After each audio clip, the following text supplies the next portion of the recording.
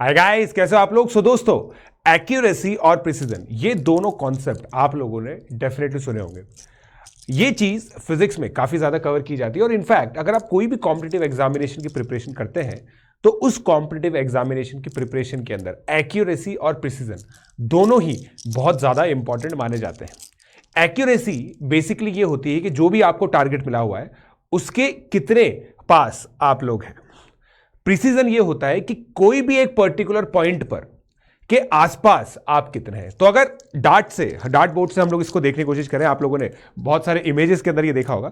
So like if this is the target, तो ये चीज अगर मान लीजिए ये 3 मैं लूं यहां पे और इसको इस तरह से लगा दूं, 3 बोर्ड्स को अगर हम लोग लगा दें, so this is precision but not accuracy, right. ये एक्यूरेट नहीं है because the target is this, but this is precise. Someone who has shot it, actually nobody has shot it, but he is precise but not accurate. मतलब कोई person अगर गलती करता है तो उस गलती में भी पैटर्न है।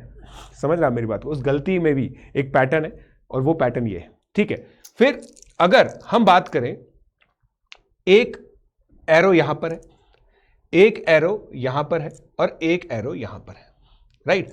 तो ये जो चीज है ना, तीनों ही अगर आप लोग देखेंगे तो ये टारगेट के पास में मतलब ये एक्यूरेसी है, बट एक प्रिसीजन इसमें मिसिंग है। प्रिसीजन मतलब कि ये आसपास नहीं है। तो बंदे को टारगेट तो पता है बट वो टारगेट के पास शॉट भी कर रहा है, but he is not very precise in his shots, ठीक है।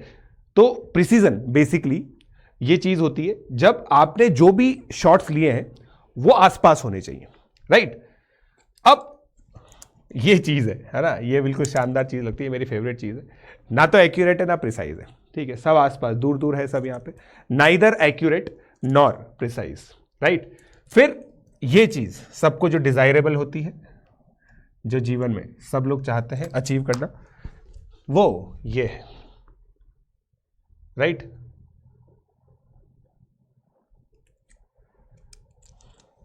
Accuracy as well as precision, accuracy as well as precision. तो बेसिकली ये सिंपल इलस्ट्रेशन था, आप लोगों ने काफी बार इसको देखा होगा डायग्राम्स के अंदर, डार्ट बोर्ड के थ्रू ही बताते हैं वहां पे भी कि भाई एक्यूरेसी वो होती है जहां पे टारगेट के पास होना चाहिए, प्रिसीजन वो होता है जहां पे क्लस्टर बनना चाहिए। अगर क्लस्टर टारगेट के पास बन रहा है तो एक्यूरेसी एंड प्रिसीजन बहुत आ रहा है, और ना तो क्लस्टर बन रहा है और ना टारगेट के पास है तो ना एक्यूरेट होगा और ना ही precise. So I hope guys आप लोगों को ये दोनों ही चीज़ें बहुत इंपॉर्टेंट तरीके से समझ में आ गई होंगी।